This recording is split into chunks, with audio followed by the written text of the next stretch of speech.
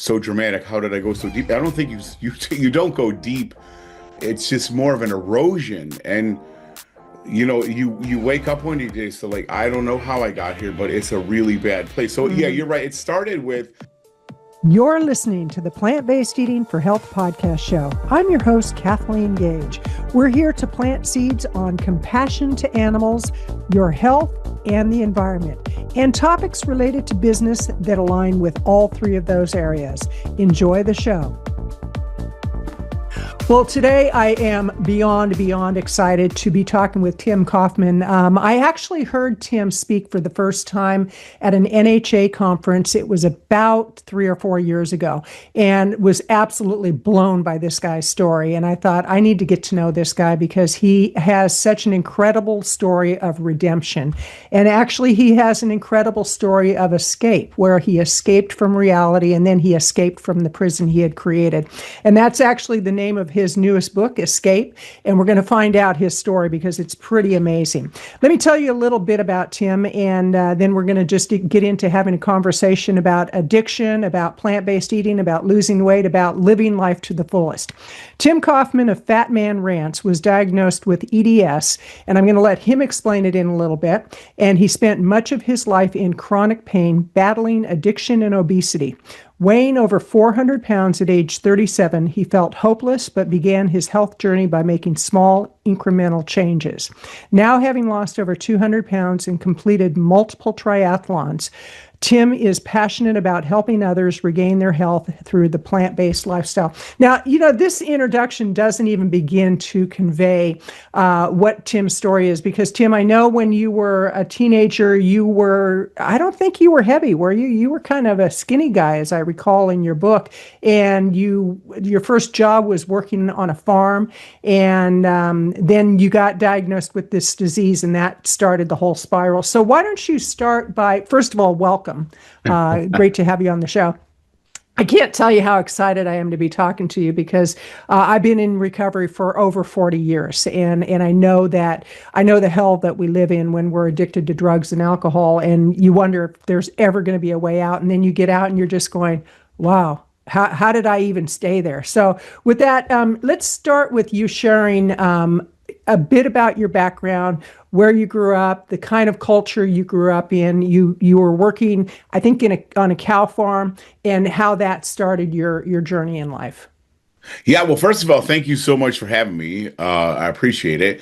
I think by looking back, I didn't realize we tried to do this a couple times and I don't know if it never worked out. I don't know what happened. So I'm glad that we can hang out together. So thanks for having me. I appreciate it. My pleasure.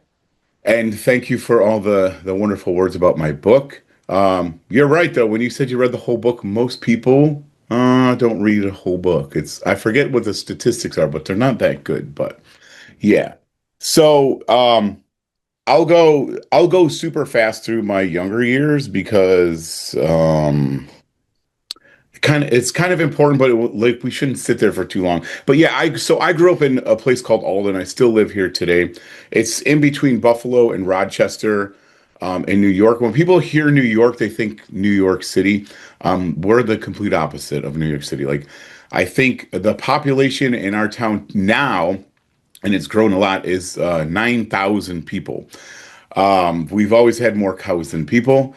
And we always had one traffic light. That's changed a little bit. But basically, we went to high school and then you worked on a farm. That's just what you did. And I have a dairy farm that's right across the street from my house. And so, I went over to the dairy farm. I got a job early on when I was about 14. And I kept getting injured all the time. So it was a small dairy farm. I think we milked about 80 cows. And again, living in Alden, my whole family hunted, fished. And, when we weren't hunting or fishing, we were planning on hunting and fishing. And that's what we did. This is how I grew up. It's just the way things were. I kept getting injured a lot on the farm, but I thought I was just like accident prone or just like a klutz, or just really unlucky. So I would be constantly spraining my ankle, kind of twisting my knee. And it kept getting worse, like into my mid and later teens. And my later teens, I married my high school sweetheart. Actually, I don't think I was a teenager. I think I had turned 20 2 weeks before the wedding. So we were very young. And because I was getting married, I got another job in a factory, which again was manual labor, but it was a different type of manual labor. It was more like over my head stuff. And my shoulder started getting really wonky. It started dislocating. And throughout a few months, it got so bad that just the pressure of me sneezing would actually dislocate it. So I went to a doctor, and he said they could fix me up real quick. They would basically cut open my back and kind of tighten all the cords up there, and off I would go, and I'd live my happy life. When they got in there, they realized that I had something more than just a stretchy shoulder. And that's when I was diagnosed with this Ehlers-Danlos syndrome. And basically, what that is the collagen that holds my body together has a genetic mutation in it, which makes it super stretchy, like bubble gum. So he said, even when they were doing surgery, like as they're trying to stitch, he said it was almost like trying to stitch ice cream, in certain connective tissues. They're just like, and even scar tissue, my scar tissue lays really funny. And so, here I am, like 25 years old, mid 20s. Heather and I had all these hopes and dreams of a house and a white picket fence, and just like that, they're giving me disability papers, telling me that I'm going to be in a wheelchair, shortly.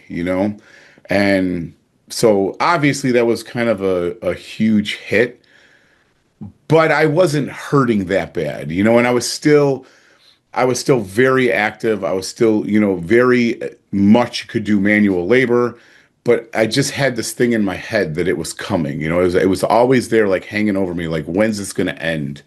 And to be honest with you, Kathleen, I still have that today. Like when's it going to hit again? But yeah, so that's how we kind of started our marriage off, and then we had my our first kid was born 9 months to the day of our wedding. So we got tossed into life really fast. We had to grow up really fast.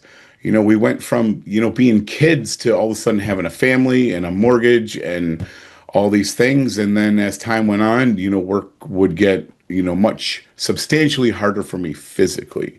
So I don't know, like, that's kind of the whole early on stuff. So it was during that period that you actually started getting addicted to drugs because wasn't it one of your doctors that said, kind of gave you the keys to the kingdom with drugs and said, here, this will help. So how did that all transpire? And I know Heather played a big part in all of this, and where she was there to kind of make sure that you could even put your socks and shoes on. I mean, that part in the book, and I remember hearing your story when you were on stage, and you described it where you were sitting there and you were looking down at the back of her head, and you thought she's going to bury me, and you had just gone to a couple of funerals, and you describe it so well in the book. And so again, I want to encourage people to get your book, Escape, and it's on Amazon, and you'll see my review on there. And I took time with that review because I have to say that I was so taken with the book, and just the story of how deep you went into your addiction. So how did that all transpire? And then the alcohol came into it, because I really want to frame it with the perspective that you were in a very, very, very dark place. And, I was a blackout drunk. I mean, people are shocked when they hear that today because it's been so many years, but I was a violent fall down, blackout drunk. And how I got out of that is by the grace of God. That's really quite simple. But how did you go so deep, and then how did you start getting out of it? Well, I mean, I think, looking back, it's like it sounds so dramatic. How did I go so deep? I don't think you don't go deep. It's just more of an erosion, and you wake up one day, so like I don't know how I got here, but it's a really bad place. So yeah, you're right. It started with, after surgery, my family, like they were, I wouldn't say they're farmers, but they're like really old school, stubborn Germans. You didn't take medicine. You didn't go to the doctor. I remember getting up in the morning, I'd be throwing up all over the place. My mother would say, clean yourself up, you're still going to school. Like that's how we lived, you know? Like, you know, if your arm got cut off, pick it up and go with. We'll go to the doctor when we Yeah. have time. And so I had never really been to the doctor other than the surgery. And so when I got, you know, after the surgery was pretty substantial, and I was in a lot of pain. So they gave me just standard hydrocodone or Lortab. And I can remember getting home, like after everything settled from the hospital, I remember getting home and taking one of them and thinking, wow. Because not only did my shoulder hurt, obviously from the surgery, but my knees had always hurt. And I think I already had arthritis. By the time I was like 21, I was loaded with arthritis because every time I walk, the bones shift out a little bit. So like they don't line up like everyone else's. So you put these little chips of cartilage and you get these divots, and then the divots start rubbing on each other. And then, you know, I had bone on bone knees, you know, when I was in my mid 20s. So I think what happened is when I started taking these, like I realized like I had chronic pain, and these would kind of muffle the pain. They wouldn't take it away, but I didn't care about it as much. And so, you know, we probably don't want to go down this road. And I know there's a lot of controversy over, is addiction a disease? Is it a choice? And all these things. I will say this. I think, from my experience, that addiction has a lot to do with genetics. I have, the gene that I can get addicted to any freaking thing.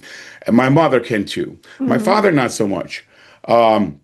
But I think I just have this gene that, you know, some people, Heather is a great example. She can have a handful of almonds, put the almonds up in the cupboard. They could go stale there. How is that possible? How is, you know, I'm the same way, know. Tim. It's like, how do people do one cookie? No, that is not possible. You have to eat the whole bag. Yeah, and I don't know if it's like there's something shorted out in our heads or it's genetic, but in any event, I get addicted to everything because my attitude is like, well, if one makes me feel good, then two ought to make me feel really good. Right. So I went down the road that, you know, is so common. We went from hydrocodone, and of course, I'd go in and say, well, they're not as effective. Obviously, they never are as effective as the first time. So we would up the dose.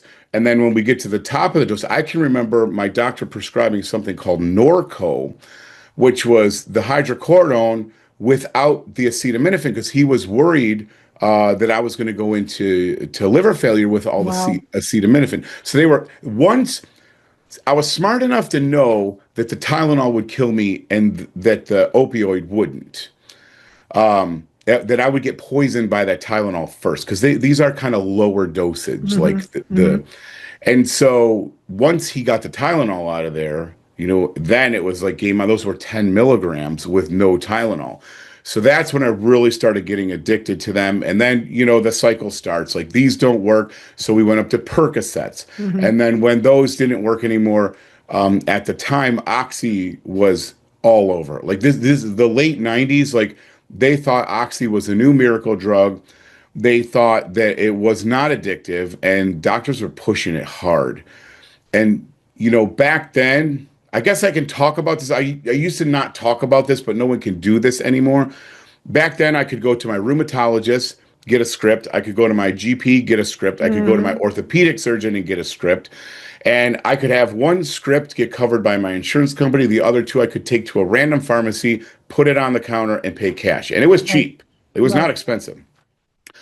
So I could get a lot of pills and fast. And then, you know, you start getting connections and stuff. The pills, they all did the same thing. You know, it was great until they worked until they didn't. Right.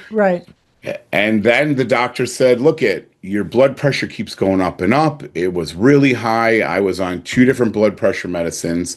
And he said, I want to try this thing called fentanyl. Well, I had never heard of fentanyl. No one knew what fentanyl was. Whoa. But once I went on that patch, the stuff worked like crazy. But it was literally the same thing. It worked for a couple months, and then we started doing up in the dosage on that until I hit the max on that. All the while, they're saying you have to stay ahead of the pain, or what they call breakthrough meds. Right. I was still on all the other opiates. So the bottom line is over probably the course of almost a decade, I was taking hundreds of these pills a month, like whatever I Mhm. could get my hands Mhm. on. Definitely, 30, 40, sometimes 50 in a day, along with the fentanyl. And what a lot of people don't realize about these opioids, you get really lethargic, like you feel just like you don't feel like doing anything, but at Mhm. the same time, you can't sleep. And man, when you don't sleep for like 3, 4, 5 days, nights were always my worst time with the EDS. When my body relaxes, the joints kind of pull apart, you get your nerves go crazy. And I just wanted to sleep. And I grew up in a house with no alcohol. I didn't have any uncles or no family drank at all. I never saw alcohol. And Heather and I got married so young, we missed that whole party Mhm. scene out of Mhm. school. And for some reason, I thought it was a brilliant idea to stop, on my way home from work and get a 1.75 liter of the absolute cheapest vodka I could find in the store. And I came home that night. I had a handful of pills. Before I went to bed, I tossed those pills in my mouth, and I drank almost an entire liter of vodka. I don't know how I didn't die, Right, looking back. right.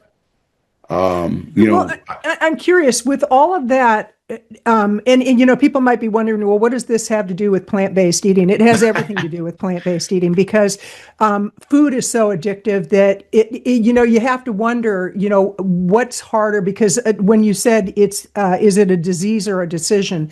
And I think life is a disease in many ways, and it's also sure. about decisions. Every day we make a choice on what we are going to do and what we're not going to do. But somehow in there, you started gaining a lot of weight and you became morbidly obese. How did that all happen? And I know that you were addicted to fast foods, and you just started ballooning out to basically all you could do was sit on the couch. And again, I'm just blown by what I was able to read in your book and how well you described it. Because if anybody's been through that, they know, they could feel it. So, where did the weight gain come from, and when did you finally hit that wall and you said enough is enough?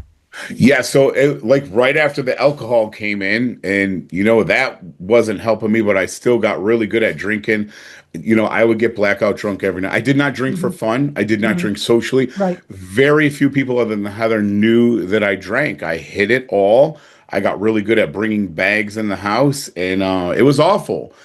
But along, with the opioids, the alcohol, the fentanyl, food became my fondest addiction because I didn't have to feel as guilty about it. I didn't really have to manipulate people to get it. It was everywhere. There's 40 some places on my way to work I could stop. I loved like breakfast sandwiches, all that stuff. So yeah, I was eating fast food, sometimes 3 times a day, every single day. And the thing is, like, this was the drugs, the alcohol, and the food were not just like a once in a while thing. It wasn't binge. It was Right. into my routine. I could tell you at what time I would be crumpling up a wrapper. And it is weird, Kathleen. You're right. We talk about addiction, like what does that have to do with food? But I'm telling you, the hardest addiction, because you can't abstain from food, right? Right. Like it's Right. always there, and it's always acceptable. And as terrible as this is, people would look at me if I was drunk and puking all over myself. They would say, like, you're an idiot. But if they saw me eating, I just had this conversation with my best friend yesterday. It's like, why didn't you say anything when I'm eating like 25 chicken wings and a pizza myself? Like, you couldn't have said, hey, you're killing Yeah, yourself. you might have a problem here, Tim. Yeah, but we don't do that, right? Because it's food and everyone Right. eats, so it's Right. okay. So yeah, that's where the food came in. So all that said, at my worst, I obviously started with the extra calories up to 10,000 really a day sometimes, and the lack of movement, less movement, more food. The drugs, I swear, the drugs slow your metabolism down, so you're not burning as many calories. I ballooned up over 400 pounds. And probably what's worse than that, actually, I was on over 20 prescriptions. Hmm. It Hmm. varied, but for the most part, I was around 20 prescriptions a month. And these weren't just painkillers. Like these were Indocin. These were pretty heavy duty anti-inflammatories. Hmm. two different blood pressure medicines, statins, stuff for my sugar. Like I was on anything that they could give me just to try to get me through another month. Right. And so life became hopeless because, at one point, I was trying to kind of calm the physical pain down. But if I'm being honest, that ended really early, Hmm. probably with my fifth bottle of pills, because something switched. That physical pain turned to emotional pain because I knew what I was doing was wrong. And it would have been early enough to like stop this because I didn't really have that strong physical addiction. I Right. wasn't getting the crazy withdrawals. I wasn't getting the shakes. I didn't want to rip my veins out. But I ignored that. And instead of like facing what I was doing, I just tried to escape it more. And eventually I hated who I'd become. I manipulated everyone around me. I lied to Heather, which I Hmm. never lied to Hmm. Heather. And my whole life became self-loathing, self-bitter. Everything was self and no one else mattered except for me. And it's a dark, dark place when you Yeah. go to bed at night, not knowing if you're going to wake up and not really giving a And crap. not really wanting to. I mean, Yeah. it's like, I know when I was out using and abusing, I was like, oh God, not another day. And now it's like, oh God, another day.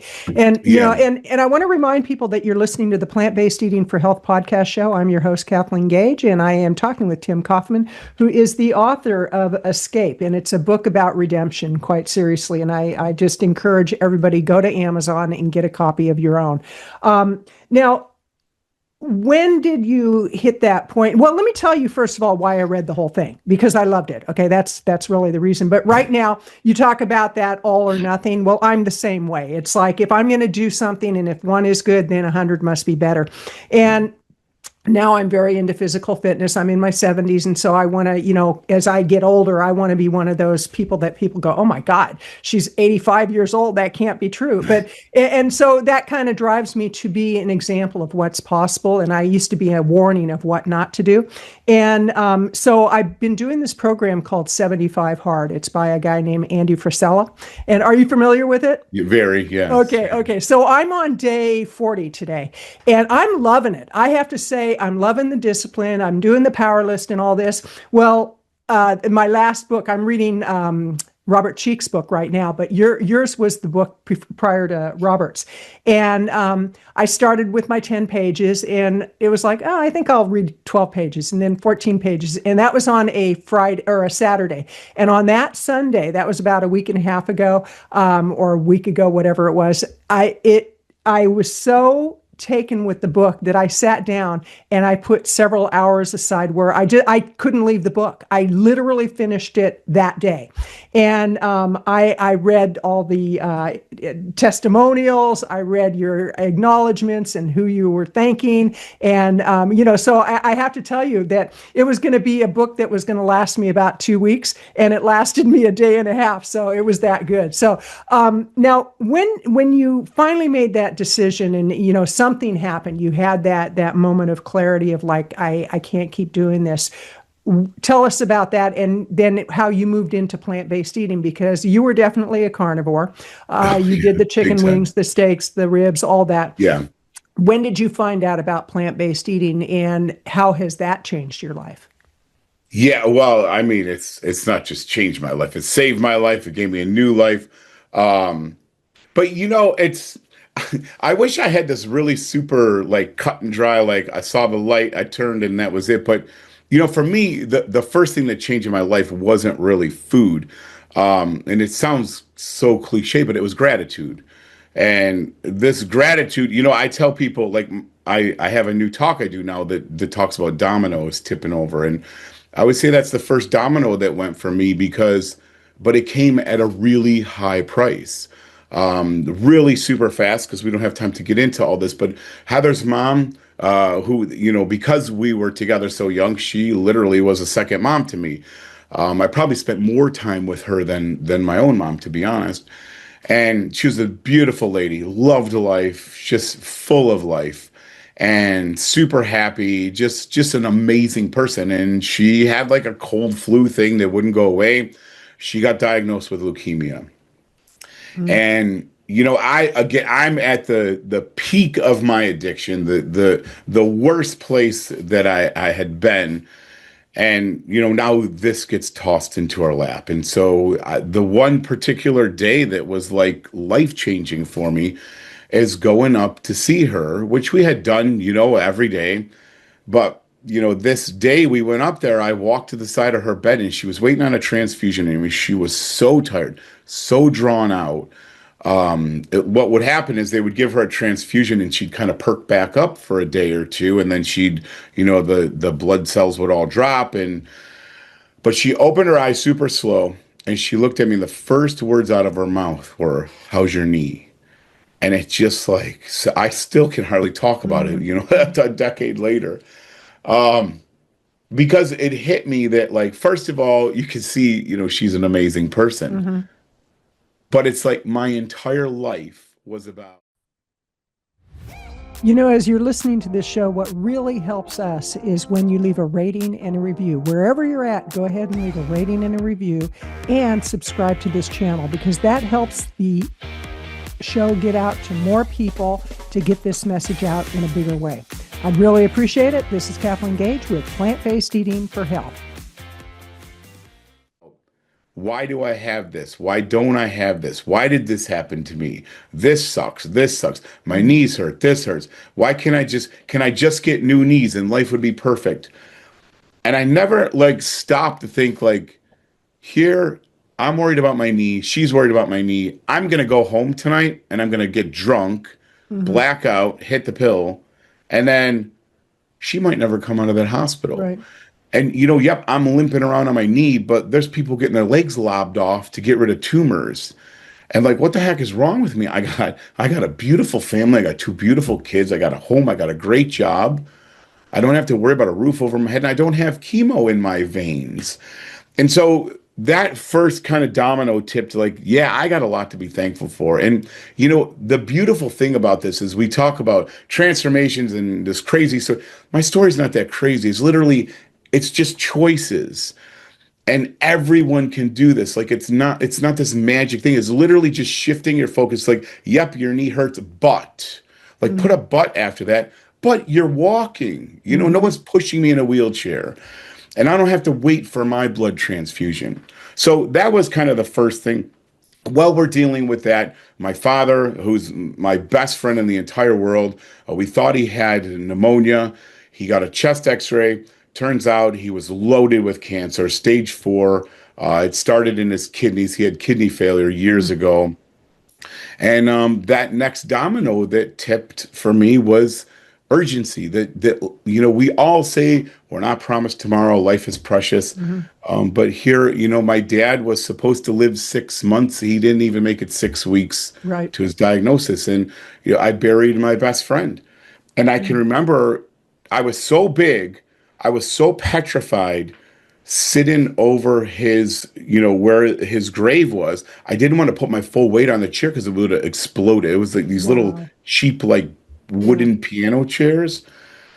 And all I thought about the whole time was my dad was invincible. He was Superman and he's gone, and so that whole urgency, that life is precious thing was another one of those dominoes. I got to learn to be more grateful, and I got to realize that we don't have tomorrow.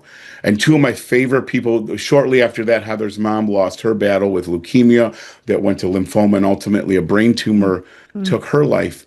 And it's I'm literally trying to kill myself with this stuff. I don't think I was suicidal, but I was committing to slow suicide. I didn't care.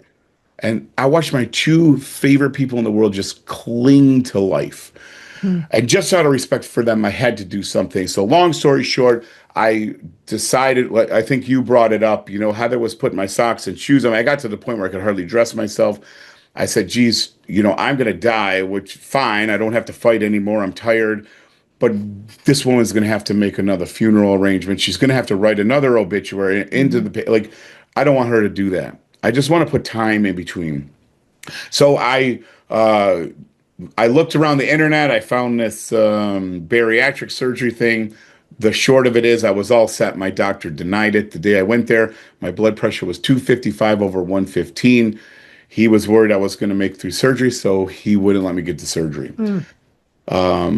And I remember that night going to bed thinking, well, I'm off the hook. It's not my fault. Now it's my doctor's fault. Like I tried. But I remember this one particular time towards the end of Heather's mom's life. I called her Nama B.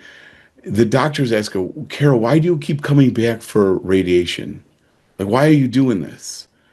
And she said, I just want to be here for my family. Mm. And man, I thought about that night, and I'm like, I got to do something. I got to do, even though I can't get the surgery, I thought this was the way to go. I got to do something. So I started doing like diets. At the time, Atkins was a big deal. I did that. I lost some weight, still felt like crap.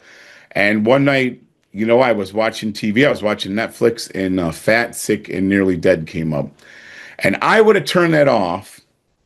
It's so weird looking back how, I don't believe in coincidence, but I would have turned that thing off. I don't even know how it got on to my suggestions, but it was the cartoon at the beginning. I don't know if you've ever seen the opening. It's like the cartoon. I saw Joe Cross. I didn't really understand what was going on. And then I saw the little cartoon character that played him, and I just stopped for a minute from scrolling, and I ended up watching the whole thing. And it's a really good film. Joe Cross comes to the U.S., juice fast. And now keep in mind, I had no idea about vegetable. I was eating meat and cheese, and especially with Atkins, that kind of amplified it. Mm-hmm. So I decided to do a 30-day juice fast. The first few days were horrible.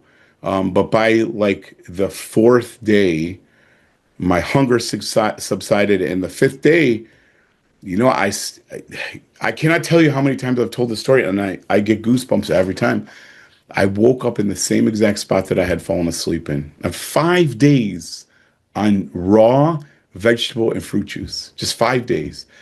And I'm like, man, like it was literally a miracle. Like that's all I wanted to do is be able to sleep through the night. Right. And, I can act really smart looking back, but what was happening is, not only was I, dousing myself with all these minerals and vitamins and all this fresh juice basically going right into my bloodstream, at the same time, I was getting rid of all the inflammatory animal products and oils and salts and sugars. So I was stopping the poison and then starting the healing. And that domino, the tip there was like, our bodies don't want to be sick, but they need to be fueled with good whole plant foods. Mm-hmm. And so that's where my journey started in the plant-based world. I come to the end of the juice fast. I had lost weight, but by that time it didn't even matter. My eczema was clearing up. My eyes weren't as cloudy. I didn't have sleep apnea. I didn't have heartburn anymore. Like stuff I didn't even know was wrong with me got better. I started forgetting to take my meds. And then from there, I can't juice fast the rest of my life, but Forks Over Knives came up as a suggestion. Mm-hmm. And once I watched that, it was locked in because basically I knew I could eat anything I was juicing, throw some, whole grains, legumes, nuts, and seeds, and I had the perfect diet. And it's been quite a journey to say the least, and it's still a journey. I'm still learning kind of as I go, Well, absolutely. And Heather, is she plant-based too? Oh yeah, so I started alone, which is probably good. I'm kind of glad. I think that's how it usually starts in relationships. It's like, and sometimes it takes years for the spouse or the partner to come on board. And Yeah. I think it's when they see the changes. Yeah, she has an amazing story herself. It was about 2 years into my journey. They were always stealing food. Heather does not like to cook to begin with, so she was always taking my food anyways. And she was never really a big meat eater to begin with. But about 2 years into it, she had a fibroid the size of a grapefruit. And they were worried that it was going to push on her ureter to her kidney. Mm. So she had to go in to get a hysterectomy. And I came up to the hospital after her surgery, and I think it was a day or two afterwards. She goes, it brought back all the memories of her mom being in the hospital, and she was like, she was a mess. Mm-hmm. And she walked out of the hospital, and she said, I can't control everything in my life, but I can control how I eat. Wow. And it was a switch. And I got remember the this, goosebumps on Kathleen. that one, the God bumps. I remember this. This was crazy. So Wow. I came to the Wow. hospital. Things were a mess because she wasn't there taking care. I come to the hospital. I got a bag of Snyder's pretzels in the console. She gets in the car. I grabbed a pretzel, put it in my mouth. She pulls it out of my hand. She goes, "That has salt on it. You don't want that." It's like, oh no. Uh-oh. We've So yeah, created so a plant-based monster. yes, which is great. So she's been plant-based over 10 years now. Wow. And Wow. she, we didn't know, well, I mean, we knew she was like on the heavier side, but we didn't know she lost 90 pounds doing this, which we didn't even know she had to lose. But and she's turned into a competitive runner, and we love life together. It's just I, it's I love that because you go hiking together, you go biking together, you do runs together, marathons and all that. Now, on the script drugs that you were taking, you had 20 scripts that you were taking. How many prescriptions do you now take? absolutely not. I do Okay, take. and I want let's amplify that. Let's really put a light on that because a lot of times, I went to an insurance meeting about 3 years ago when I switched insurance companies because on Medicare, after you're 65, they put you on Medicare whether you want to be or not, and they're always switching insurance companies. So I'm sitting at this big meeting and I'm trying to find out about my new insurance company, and there's a woman to my right, a woman to my left, and they're talking about their prescription drugs. The woman on my right says she's on 23, and the woman on my left says she's on 8 or 9. And they said, "Well, how many are you on?" And I said, "I'm not on any." And they're going, "That's impossible." And I said, "No." And they said, "What's your secret?" And we're having a great chat. And I go, "Well, I'm actually plant-based vegan." The minute I said that, you would have Yeah. thought that I was the devil reincarnate. It's like they just didn't want to hear it. And it was like, okay. But Yeah, definitely. And when I do my talks for high schools, I put the statistics like, I always have this one slide that says my story is our story. And I show them like financially, I forget what year it was, but in one year, Independent Health paid like $19,000 just for my pharmaceuticals. And then after I went plant-based, 2 years combined, they paid $120, and that was just for vitamin B. But when I do wow. those talks, I put in there over 70% of the US population is on prescription drug. And I stopped for a minute. I'm like, that can't be true. So I had to like dig in. It's actually more than that. And then half of those people are on two or more prescriptions. It's What, what, crazy. what about high school kids? Now, you speak to high school kids. How many younger people are now getting on prescription drugs and, that are moving into being definitely overweight? I mean, that's, like what, 70% of the population, and then the obesity, and then morbidly obese Sure. in teenagers. So do you have those stats at all? I don't. I don't. I'm pretty fortunate. I'm a teacher, so I teach like physics, engineering kind of stuff, kind of boring stuff. But the health classes always have me come in. So every student that goes through our high school, and it's a big high school, it's way over 1,000. They all hear my story. They all watch Forks Over Knives. And we've been doing this for over a decade. And then I go to other schools. They don't make them watch Forks Over Knives, but they hear my story about, plant-based nutrition and then recovery. So it's pretty cool. But yes, I've noticed more and more lately about kids coming up telling me they're, especially the type 2 diabetes. And Right. it's almost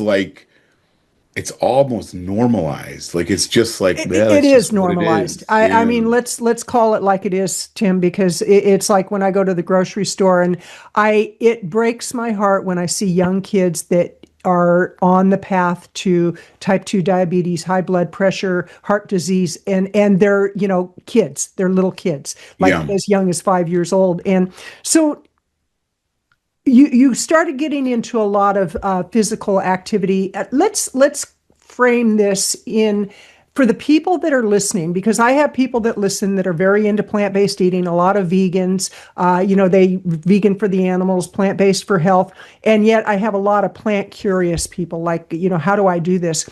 What can you recommend to somebody who might be in that point of desperation? They're saying, I can't keep doing this anymore. I've got to turn things around. What's the first step that they can take with their eating, with the way they shop, with cleaning out their what would you recommend?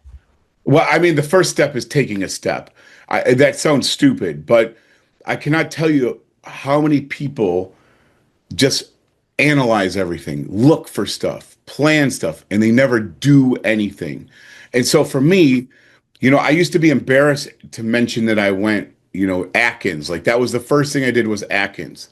But let me tell you, I made a connection to what I was eating had some kind of effect on my body. That one thing may have saved my life. Yep, Right. it was all wrong. It was the complete opposite. But I took a step to do something. So people that are sitting there and like they want out, you're not going to get out unless you change your behavior. Like the best thing you can do is change. And we could talk about environment. I think environment is huge, especially people that struggle with addiction. You are not going to muscle through addiction. You just Hmm. can't. And it's the Hmm. same with food. You can't muscle. You have so much willpower. Fine. You feel motivated, inspired. But what about when you come home hungry, emotional, tired? You're going to screw up. So if we could take our focus and focus on setting our environment up that will help us when we don't have the willpower. And that's kind of a big thing. But the first thing is to do something. The second thing is we're trying to get animal products off our plate. The easiest, it's so easy. Like whatever you cook with ground beef, slide it out and put lentils in. And for me, we could talk a little bit about this, but as an avid hunter and stuff, this was my life. Right. Venison chili, like that's what we waited all year for. Like literally all I do is get rid of the venison, let the deers keep hopping around the field, and put some cauliflower and some lentils in, and it's the same flavor profile. So all the things that we loved, turns out we didn't really love the meat. We just loved all the spices and crap that went around it, right? So it's pretty easy, but you have to be willing to make the changes, and you have to do something. What about like support groups or somebody, an accountability partner? Because, I know for me, it's interesting. I just celebrated 7 years and I remember the date and I had somebody, another plant-based vegan who kind of reprimanded me. He said, the day you don't have to count how long you've been vegan is the day you're a real vegan. And I'm like, yeah, whatever. And Yeah. it's just like with recovery, you share it so that people know that Yes. it's possible. But what would you suggest if somebody really is afraid to do this on their own? What kind of groups can they reach out to? Did you do that? And who do you have as a support besides your wife that you feel is somebody that you can turn to? And I know we know people like Dr. Frank Sabatino. We know you and I both probably know most of the big influencers, and you're a big influencer, so now I've got street cred because I know Tim Kaufman. But seriously, it's like, it's such a great community. It is such a great community. So if somebody needs that support, where can they turn to get that? Yeah, well, I mean, I'm just, this is a disclaimer. Lately, I've been despising social media. A I lot of us wish have. I wish today I could pull the plug and walk away, but we have so many, like you said, groups and stuff set up. Like I don't want to leave people hanging, but at the same time, I don't know if it's healthy. We actually have help now with some of our media because I don't want to go on, and we're using schedulers more where I can put the stuff up but not have to go. It's awful. Like you got to plug your nose to go on social media. All that said, You are so right. You are so right. we also live in a really cool time where we can connect with people that are going through our struggles, trying to eat like us, all over the world. And there's so many, you're right, there's so many good groups out there, and there's good live groups like the NHA is a one of the groups that, the very live local presence.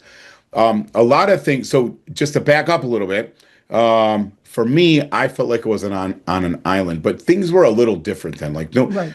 to be honest with you, I didn't know what a vegan was. Like, that word was not in my vocabulary. I didn't know if someone said, "Oh, are you a vegan?" I'm like, I don't know. Like, I don't even know what that is. I didn't know plant-based or anything until Forks Over Knives. And even then, it was like, oh, well, I just don't eat processed food and I don't eat animal products. That's just the way I eat. And I felt very alone. But I was so excited at the results I got that I didn't care. Like, I didn't need anyone because all I knew is that I felt alive again. But that is, I wouldn't say short lived, but that will wear out in time. And you really do, I just did a video the other day on a Peloton. I was riding on a real windy day. I'm going to be honest, probably a typical type A addict. I You don't think? like to be around people. I like to call the shots. I like to be in charge. I don't like to ride in a Peloton. I'm a loner. Uh, But this Peloton, it was crazy windy. It was a 100-mile ride, and it was all in the wind all the way back. It was for charity. And I got in this group of about 30 bikes, and I'm telling you, game changer. Everything was easier when we were moving together. We motivated each other. One person would go to the front and pull, the other person would sag back to rest. So what do they say? If you want to go fast, go alone. If you want to go far, go with a group. wow. I So love it. groups are critical. First of all, they make you feel like you're not crazy because you're not alone. You can get a lot of strategies, tips, know that people are there by your side. We do an in-person monthly meetup. It was over 300 people before COVID, and now we struggled to get 30 people there, but it's okay. The right people are there that need to be Right. there. And for this, you could go to your local library. You could go to meetup.com. Facebook events has a lot of stuff. And if there isn't one, make one. The Plant Pure had the pods. I think PCRM now has healthy communities. Hmm. But there's stuff out there. And you know what? Even if you got to drive an hour to do a monthly meetup, we have people that come from Michigan to Buffalo once in a while for our meetups.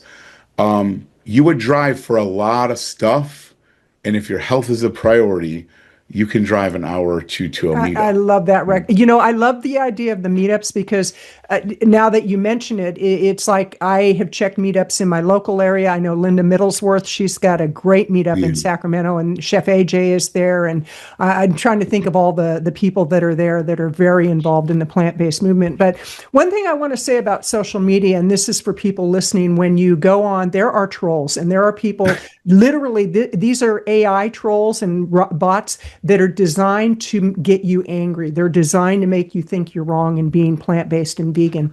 And a lot of that is funded by the food manufacturers, by the animal agriculture. And people they're like, oh, that's conspiracy theory. It is not. Probably about 60 to 80% of the information that you read on social media is not human made. It's AI made for the sole purpose of divisiveness. So, I Yep. think if anything, right now with all that's going on in the world, we need to come together. It doesn't matter, political party, religion, Yeah. lifestyle, sexual preference. It does not matter. It's about we need to come together and I think with plant-based people and vegans, for the most part, that's what we're looking for. It's like one of the things I had to learn is get off my soapbox, because when I got sober, I thought everybody needed to be sober. When I Yeah. turned vegan and plant-based, I thought everybody needs to do this. Now I think they do, but I've toned it down a lot because I've been very in your face, and now it's kind of like whatever, I'll just live by example. So Tim, I cannot tell you how wonderful this has been. This has just been so delightful. And in closing, is there anything I should have asked you that I didn't ask you? Yeah, well, I don't know, but I want to go back to something you said because it's Okay. really important. And I know we hit like, what if people are just starting out? But you nailed it when you said. So if you didn't know, my channel got its name from Fat Man Rants because all I did was rant. In fact, I ranted so much, my family said, "Go start a blog. We don't want to hear about your food anymore." And that's literally, I didn't know what I was doing. That's how I started a blog. I just like, oh, I'm fat man and I rant. So let's put it together. But you're 100% right. I wanted, and I did not understand, like, Mom, why are you on blood pressure medicine? You don't have to be. Like, look at me, do what I do, and you can't do that. And like, I have friends that I would love to see sober. I'm there for them, but you and me both know there's nothing no one could have said to either one of us that would have made us sober. You are Just correct. like, just like there's nothing anyone can say for me to go back to drinking. It's me. And so you nailed it when you said you just live a good life. What my goal with being vegan, eating this way, sobriety, is to live my life in such a way that people are dying to know what they're missing. Like, what do you have that I need?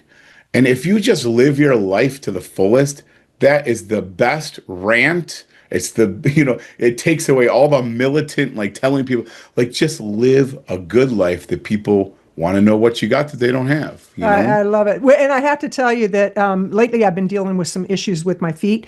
And after reading your book, and this is the honest to God truth, it's like I thought if Tim could do it, I can do it. And because I do 2 workouts a day because of the 75 hard Yeah. deal, and one has to be outside. And I was walking my dog, and I mean, I was limping, and I thought, oh, get over it. It's like, and I really looked to your inspiration, and you didn't even know it.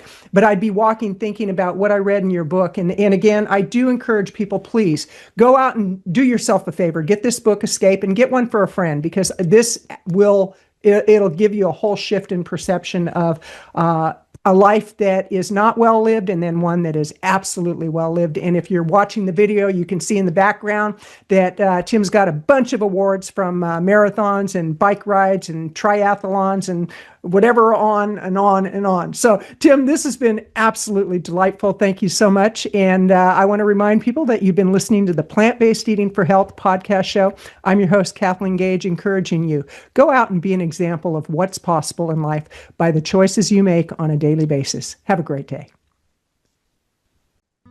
You've been listening to the Plant-Based Eating for Health podcast show. I'm your host, Kathleen Gage, inviting you to subscribe to this channel wherever you're listening or watching the show.